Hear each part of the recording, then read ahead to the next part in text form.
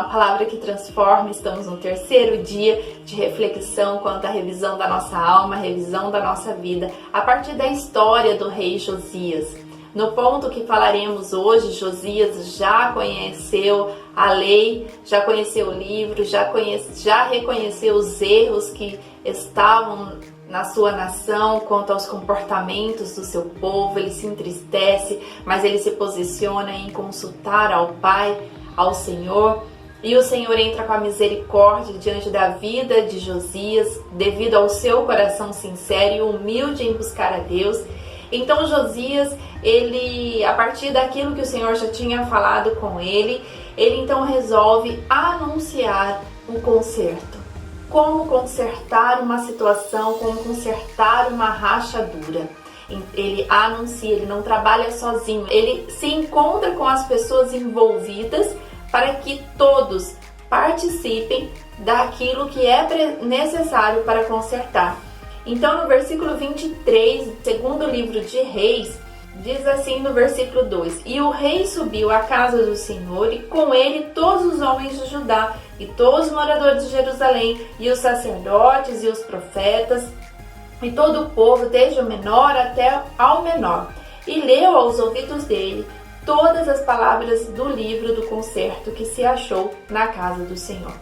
Primeiramente, Uquias tinha lido o livro da lei para o rei Josias. Mas agora, o rei Josias, ele assume a responsabilidade de anunciar o que é preciso ser feito para consertar. Quando você abre os seus olhos para aquilo que é preciso ser arrumado, quando você olha a rachadura aberta, e nessa rachadura aberta você precisa consertar e precisa achar o erro, e aí você procura na lei do Senhor, então entre você e Deus, procurando o que é preciso ser consertado na sua vida para que essa rachadura seja fechada.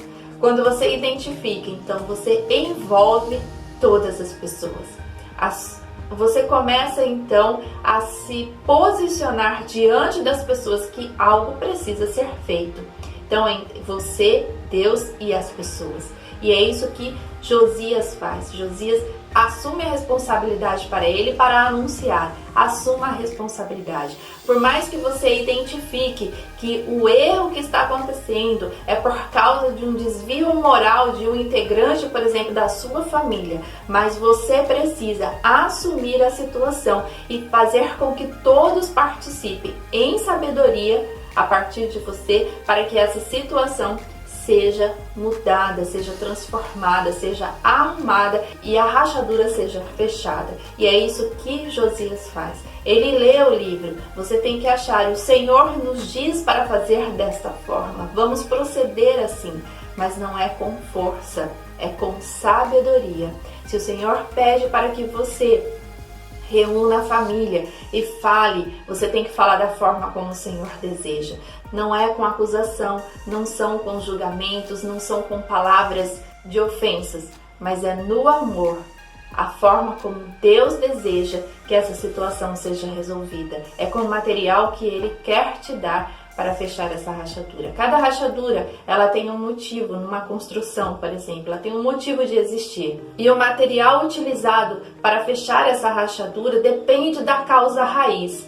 Então, depende da causa raiz do seu problema. O Senhor te instruirá com materiais corretos para fechar essa rachadura que começa a existir na sua vida.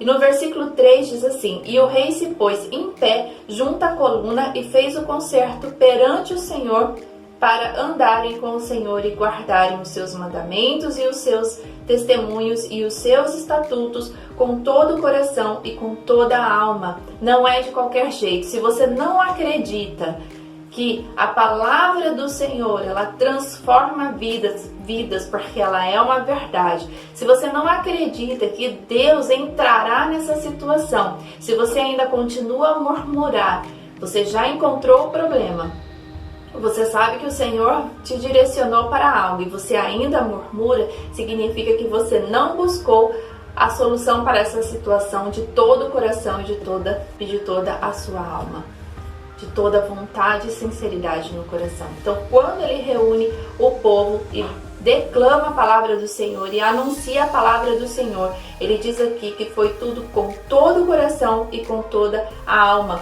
confirmando as palavras deste concerto que estavam escritas naquele livro, e todo o povo esteve por este concerto. As pessoas precisam enxergar em você a sinceridade, fé e esperança de que realmente você acredita no Deus que você serve. O brilho no seu olhar, ele precisa acontecer. O sorriso precisa acontecer. Os seus lábios precisam falar do que é verdade, mas daquilo que está cheio o seu coração. E se o seu coração está cheio de Deus, então as pessoas olharão, o Senhor entrará nessa situação e a situação então será transformada. Mas é preciso sinceridade. Sem sinceridade, você não tem credibilidade. E nos versículos seguintes, começa a acontecer o conserto. Tudo aquilo que era errado, tudo aquilo que estava fora do que era mandamento do Senhor no templo, ou seja, na casa do Senhor, o rei então pede para que tudo seja retirado. Começa então a acontecer um conserto. No versículo 4, na parte final, diz assim: ele diz que para que tirassem do templo do Senhor todos os utensílios que se tinham feito para Baal, que era uma adoração pagã daquela época. Então ele pede para que tudo seja retirado. Mas até para isso nós precisamos de sabedoria, porque se você não concorda com uma situação porque está fora dos estatutos, está fora do que você acredita, que está na palavra de Deus, até para isso é preciso sabedoria para direcionar, porque o livre-arbítrio está na vida de cada um. Mas mesmo assim você precisa ter fé, esperança do que o Senhor vai intervir nessa situação. Mesmo que o erro persiste na vida de um dos seus filhos, por exemplo, na vida do seu esposo, mas o seu testemunho de renovo, o seu testemunho de fechamento da rachadura no seu coração vai transformar essa situação, eu creio, em nome de Jesus, porque o Senhor começará a trabalhar. Nós precisamos nos posicionar, colocar diante das pessoas o que nós acreditamos, mas em amor. Não adianta ser por força. Então o Senhor trabalhará, o Espírito Santo convencerá aquela pessoa de que o ato dela está errado. Mas você pode se perguntar, mas já foi feito, e agora? O Senhor é o Pai do conserto. Ele conserta todas as coisas, mas nós precisamos persistir em oração, perseverar em caminhar na verdade de Deus, não desistir, não murmurar, não entregar os pontos, como diz o ditado, mas persistir diante de Deus. Por isso, anuncie quem é Deus na sua vida. Transforme o ambiente da sua casa, do seu trabalho, em alegria, a partir do seu sorriso, a partir do seu olhar, a partir da mudança de atitude. Anuncie Deus com o seu testemunho e as coisas começarão a serem transformadas em nome de Jesus. E amanhã continuaremos com mais uma reflexão a respeito da vida de Josias, que nos ensina a revisar a nossa alma e a nossa vida. Em nome de Jesus. Amém.